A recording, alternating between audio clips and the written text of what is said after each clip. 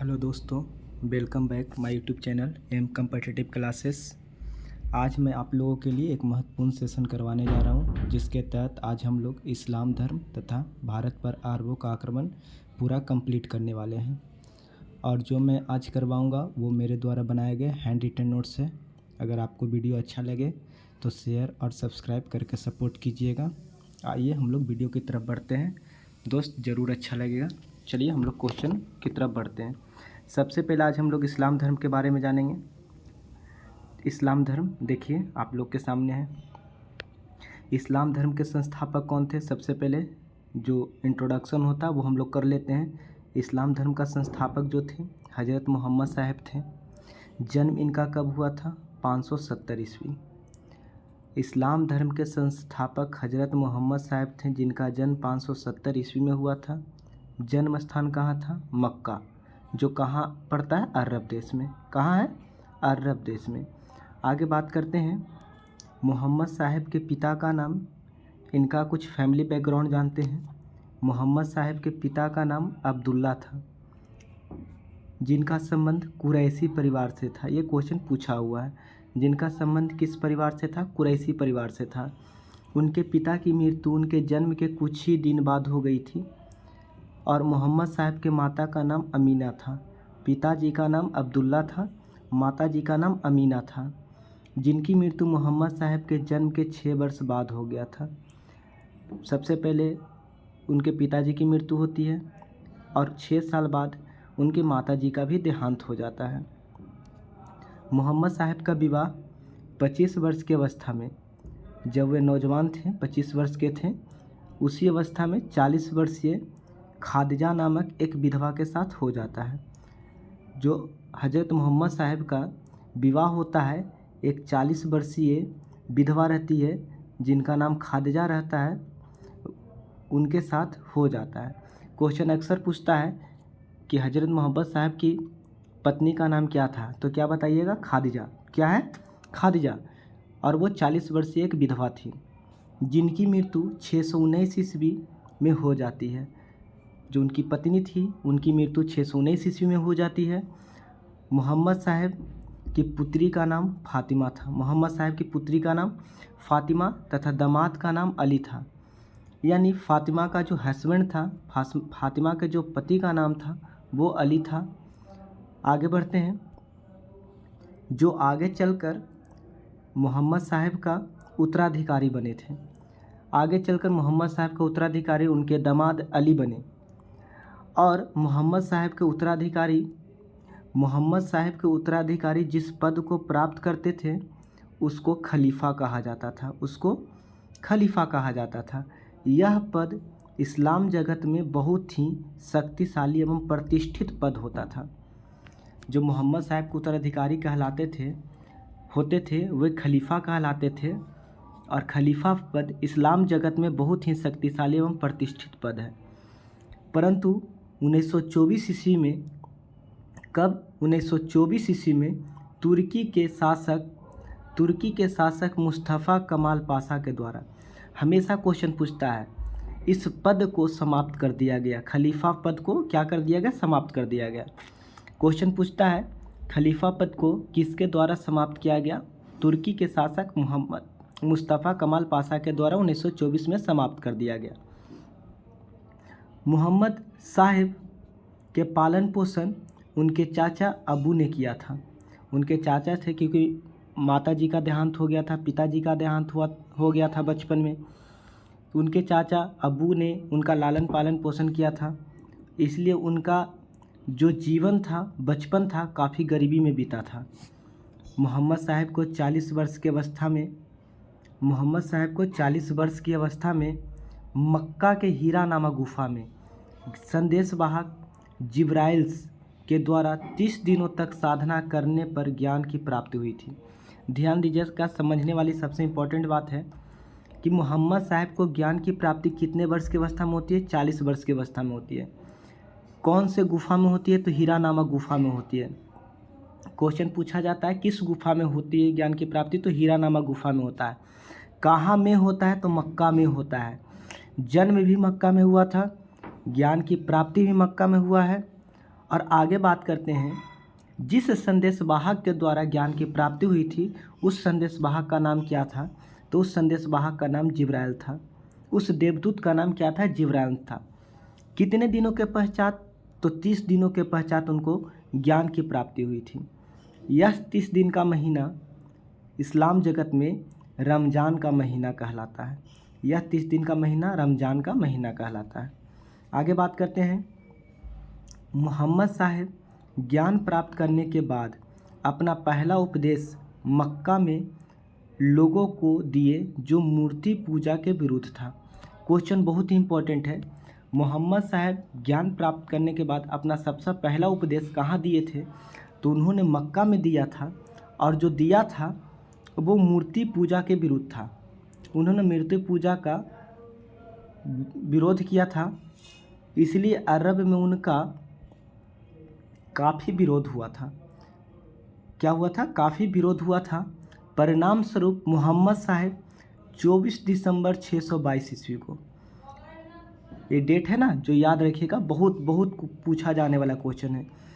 मोहम्मद साहब जब उनका अरब में विरोध होने लगा तो मोहम्मद साहब 24 दिसंबर 622 ईस्वी को मक्का से मदीना चले गए। मक्का से कहाँ चले गए? मदीना। इस घटना को इस्लाम जगत में हिजरी संवत के नाम से जाना जाता है। हिजरी संवत के नाम से जाना जाता है, और इस्लाम धर्म का जो कैलेंडर होता है वो हिजरी संवत के अनुसार ही चलता है। कब हिजरी संवत की शुरुआत कब हुई थी? तो 622 ईस्वी में हुई थी। कब हुई थी? किस घटना को जाना जाता है हिजरी संवत के नाम से? तो मक्का से मदीना की यात्रा को जाना जाता है।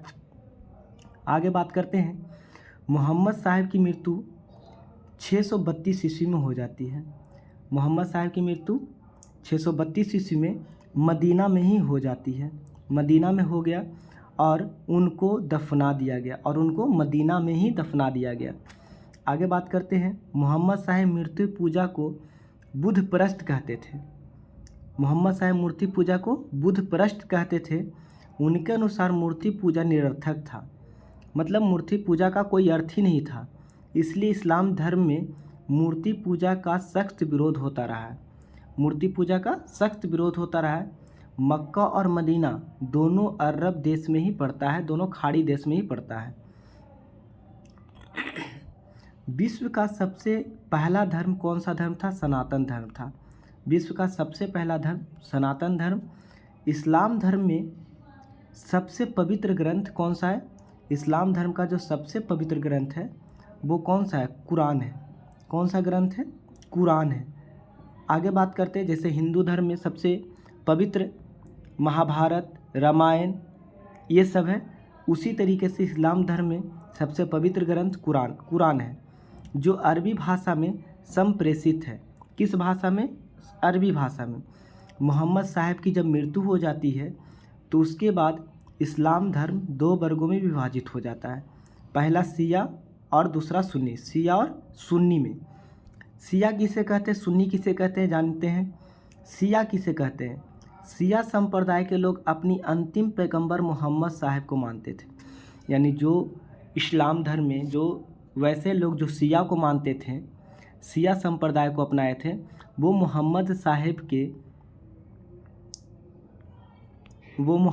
के दामाद अली को मानते थे।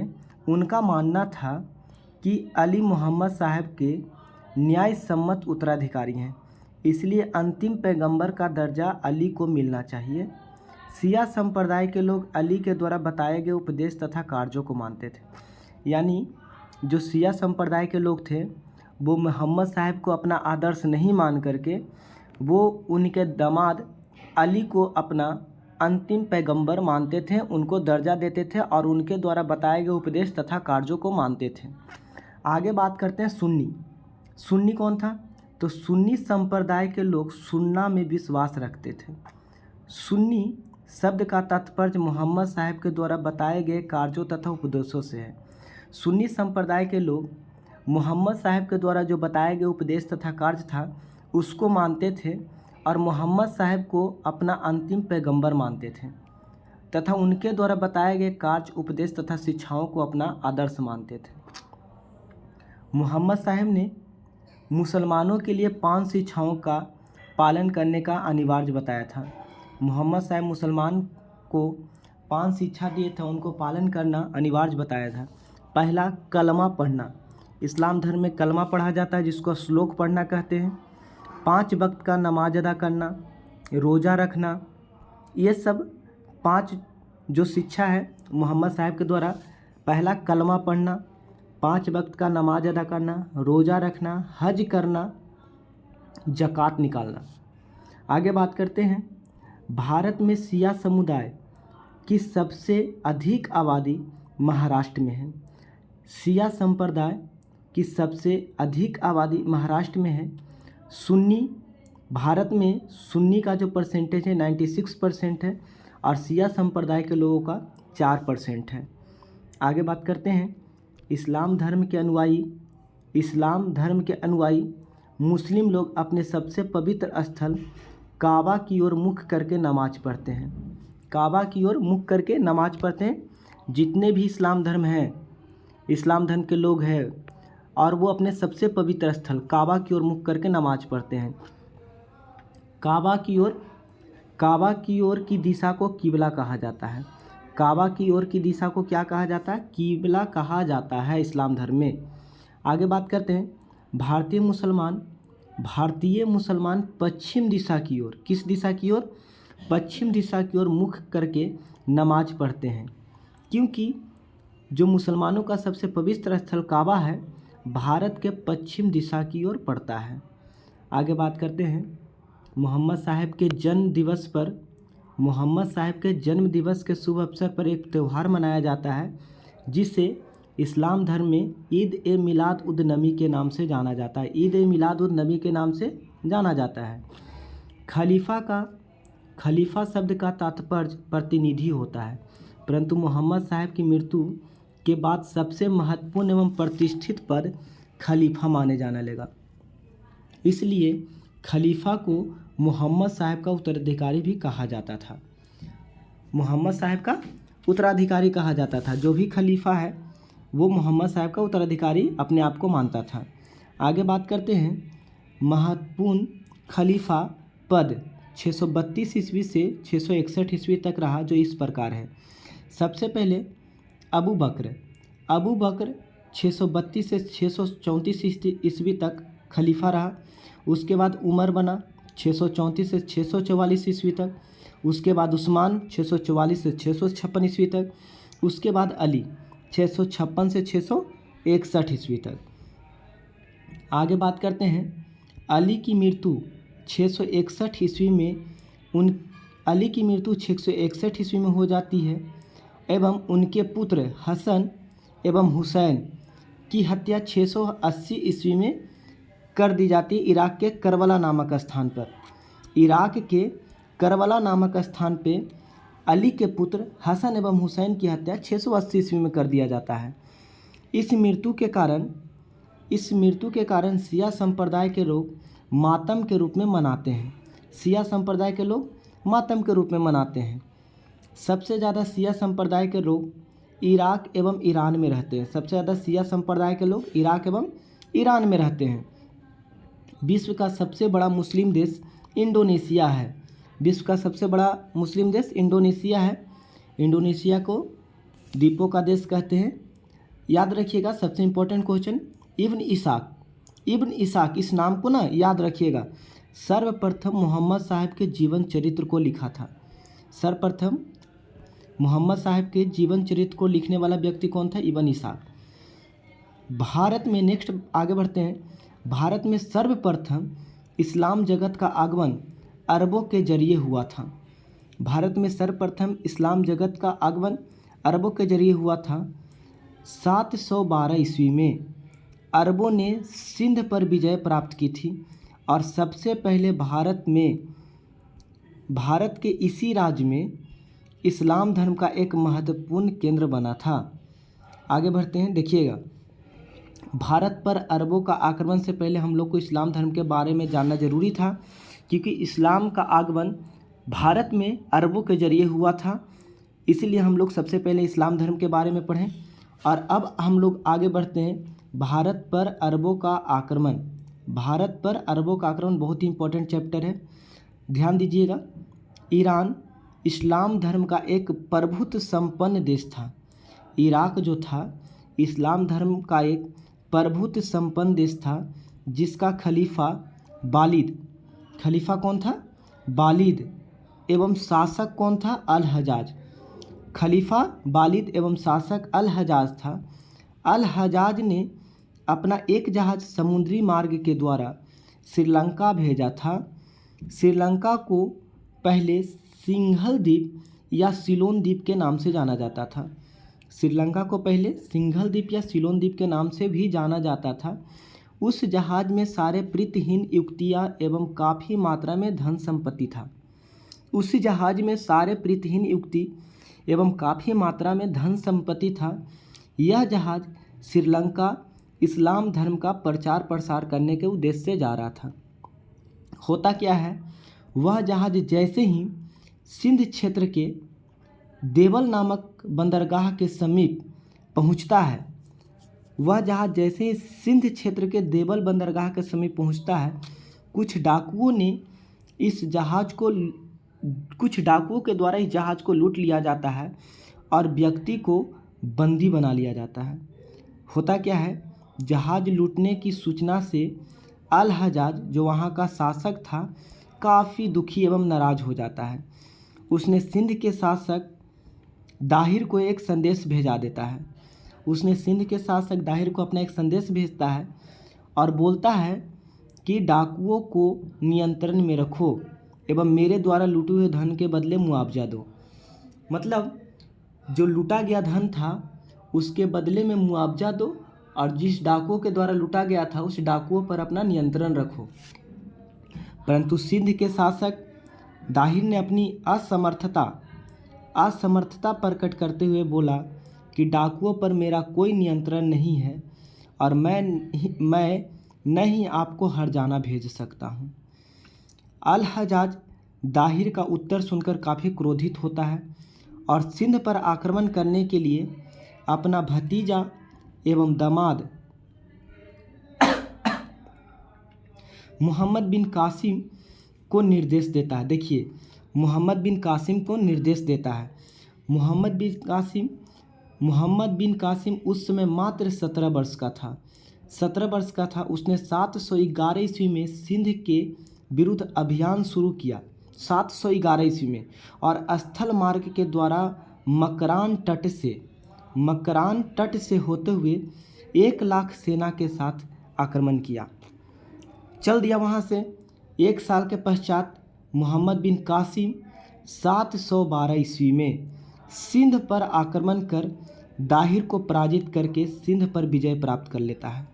712 ईस्वी में मोहम्मद बिन कासिम के द्वारा सिंध पर आक्रमण किया जाता है और सिंध के शासक दाहिर को पराजित कर करके सिंध पर कब्जा कर लेता है, जिसमें सिंध के बौद्धों ने भी मोहम्मद बिन कासिम का साथ दिया था। सिंध के बौद्धों ने मोहम्मद बिन कासिम का साथ दिया था। मोहम्मद बिन कासिम ने सिंध के बाद, अब वो एक जगह रुकने वाला तो था नहीं, अब जब आया ही था लूटने तो बगल का सारा लूट के लिए ही चला जाएगा। तो सिंध के बाद सिहवाल पर आक्रमण किया, जहाँ का शासक दाहिर का चचेरा भाई बजहरा था। यहाँ के बौद्धों ने भी मोहम्मद बिन कासिम के अधिकार तथा जजिया कर को मान लेने के कारण बजहरा सिहवान छोड़कर भाग गया। यानी कहने का मतलब ये है कि जो बजहरा था, जहाँ की उसका चचेरा भाई दाहिर का चचेरा भाई बजहरा शासन कर रहा था, उस जगह पर भी वहाँ के बौद्धों ने मोहम्मद बिन कासिम का साथ दिया और इस प्रकार मोहम्मद बिन कासिम विजय हो गया, वहाँ भी विजय प्राप्त कर लेता है। नेक्स्ट ध्यान दीजिएगा, मोहम्मद बिन कासिम 713 ईस्वी में सिहवान के बाद मुल्तान पर आक्रमण कर देता है। सिहवान के बाद मुल्तान पर आक्रमण करता है और वहाँ भी विजय प्राप्त कर लेता है। होता क्या है, जब मुल्तान पर आक्रमण कर लेता है, मुल्तान का सुल्तान किसे कहते हैं तो वीरेंद्र सहवाग को कहते हैं, क्योंकि टेस्ट में वहाँ उन्होंने 13 शतक लगाया था। मुल्तान से मोहम्मद बिन कासिम को बेशुमार धन दौलत सोने की प्राप्ति होती है, इसलिए मोहम्मद बिन कासिम ने मुल्तान को स्वर्ण नगरी कहकर संबोधित किया था। स्वर्ण नगरी कहकर संबोधित किया था। मोहम्मद बिन कासिम के समय सिंध का शासक दाहिर था, जो हिंदू शाही वंश का शासक था। वह एक ब्राह्मण था। सिंध का शासक दाहिर हिंदू शाही वंश का शासक था और वह एक ब्राह्मण था। हिंदू शाही वंश का स्थापना चाच नामक ब्राह्मण ने किया था। हिंदू शाही वंश की स्थापना चाच नामक ब्राह्मण ने किया था। दाहिर चाच का चंद्र का पुत्र एवं उत्तराधिकारी था। नेक्स्ट, 714 ईस्वी में खलीफा वालिद की मृत्यु हो जाती है। जो इराक का खलीफा था उसकी 714 ईस्वी में मृत्यु हो जाती है, जिसके बाद नया खलीफा सुलेमान बनता है। नया खलीफा सुलेमान बनता है, जिनका संबंध वहाँ के शासक अल हजाज के साथ अच्छे नहीं रहते हैं। इसीलिए अल हजाज ने मोहम्मद बिन कासिम को वापस लौटने का आदेश दे दिया।